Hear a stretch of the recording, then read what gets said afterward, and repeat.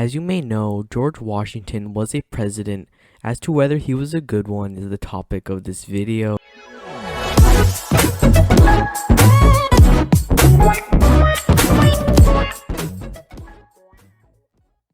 Hello everyone, today I will tell you why George Washington was a good president.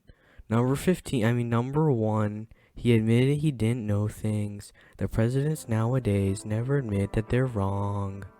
Number 2, he set the standard that presidents should only serve 2 terms. Number 3, he helped make the executive branch actually functional. Thank you for coming to my TED Talk, everyone. I have been Ivy Moreau this whole time.